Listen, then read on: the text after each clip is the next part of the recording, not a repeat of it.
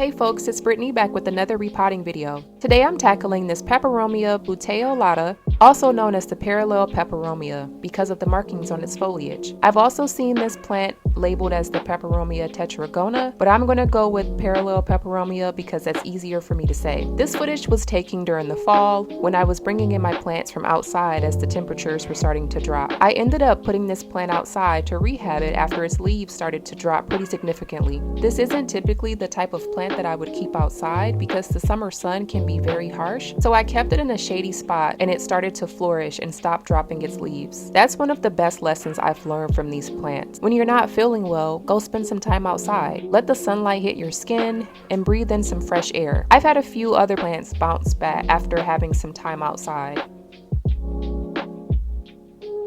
But back to this peperomia. Because this plant had been sitting outside for the summer, I knew it might have some critters living in its soil, so I definitely wanted to repot it before bringing it in.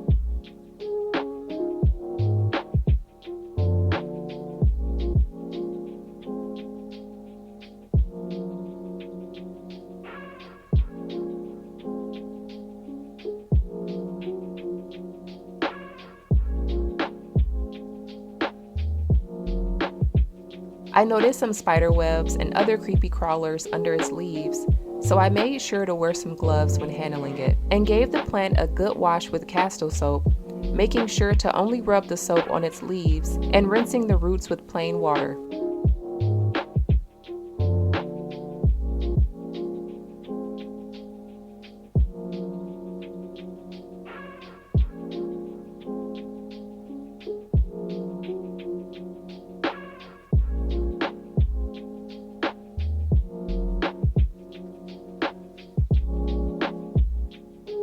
You'll see that there's still quite a bit of soil on the roots as I'm repotting it into this cup of sphagnum moss. That is because the soil appeared to be cleaner than I was originally anticipating, so I just let the water run through the roots a few times, but didn't really want to disturb them too much because they were very thin. I have really been loving this sphagnum moss, but it does dry out pretty quickly with the heat on in the winter, so I have to make sure I'm watering it more frequently.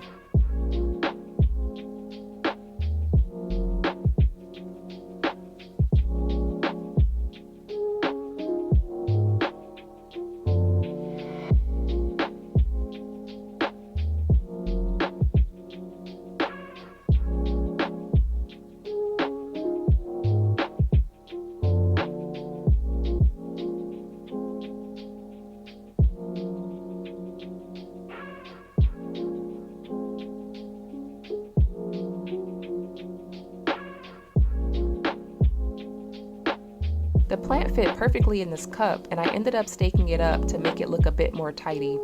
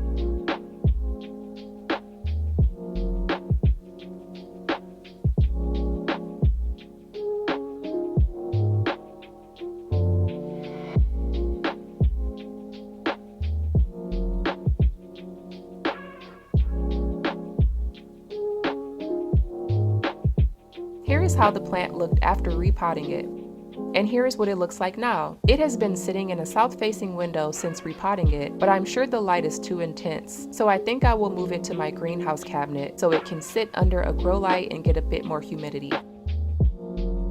That's all for this video. Be sure to give this video a like and subscribe for more plant content. Thanks, and I'll see you in the next one.